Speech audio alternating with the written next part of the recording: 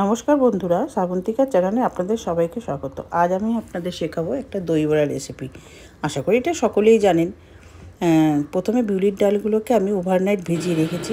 তারপর মিক্সিতে ডালগুলোকে পেস্ট করে নিয়ে নুন দিয়ে ভালো করে ফেটিয়েছি। নুন আর একটু খাবার সোডা দিয়ে ভালো করে ফেটিয়েছি। ফেটিয়ে কড়াই গরম করে তার মধ্যে সাদা তেল দিয়ে বড়াগুলোকে ছোট্ট ছোট্ট করে বড়াগুলোকে আমি ভেজে নিয়েছি। একটি পাত্রে জল দিয়ে তার মধ্যে অল্প নুন দিয়ে ওটাকে ঘেটে বড়াগুলোকে তার মধ্যে চুবিয়ে রেখেছি কিছুক্ষণ। তারপরে ওই জল থেকে বড়াগুলোকে চিপে চিপে তুলে একটি থালার মধ্যে নিয়ে নিয়েছি।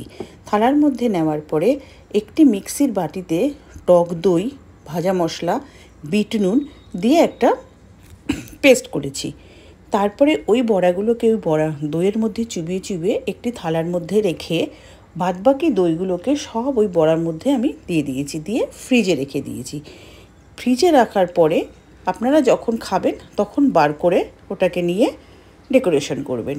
তারপরে সবুজ হাঁড়ি চাটনির জন্য আমি একটি মিক্সির জারে কিছুটা ধনেপাতা, সামান্য পরিমাণে পুদিনা পাতা, ধনে পাতাটা বেশি, পুদিনা পাতাটা কম, এক টুকরো আদা, একটু সামান্য জিরা, লেবুর রস, একটা লেবুর রস, তারপরে সামান্য নুন আর 3-4টে কাঁচা লঙ্কা। আমি এখানে বিট নুন দিয়েছি, আপনারা এমনি নুনও দিতে পারেন। কাঁচা লঙ্কা দিয়ে একটা পেস্ট তৈরি করলেই হয়ে যাবে হাঁড়ি চাটনি। আপনারা এর মধ্যে বরফের কুচি দিয়ে রেখে দেবেন, তাহলে সবুজ যে কালারটা সবুজই থাকবে, কালচে হয়ে যাবে না। তারপরে যখন আপনারা খাবেন তখন একটা প্লেটের মধ্যে ওই দই থেকে বড়াগুলোকে তুলে নিয়ে সাজিয়ে নিয়ে তার উপরে ওই যেই দইয়ের মধ্যে বড়াটাকে ভিজিয়ে রেখেছেন সেখান থেকে দই নিয়ে তার উপরে ছড়িয়ে দেবেন। দই নিয়ে ছড়িয়ে দেওয়ার পরে তার উপরে দেবেন মিষ্টি চাটনি। এই চাটনিটাও আমার ঘরোয়া নিজেই বানানো। এই রেসিপিটা পরে আপনাদের সাথে আমি শেয়ার করব। মিঠি চাটনি দেওয়া হয়ে গেলে তার উপরে দেবেন হাঁড়ি চাটনি, যেটা কিছুক্ষণ আগে আমি আপনাদেরকে দেখালাম। এই হাঁড়ি চাটনিটা দেওয়ার পরে ভালো করে দিয়ে তার উপরে আপনারা দেবেন ভাজা মশলা, জিরে, ধনে, শুকনো লঙ্কা শুকনো খোলায় ভেজে গুঁড়িয়ে রাখা এই আমার তৈরি করা এই ভাজা মশলা।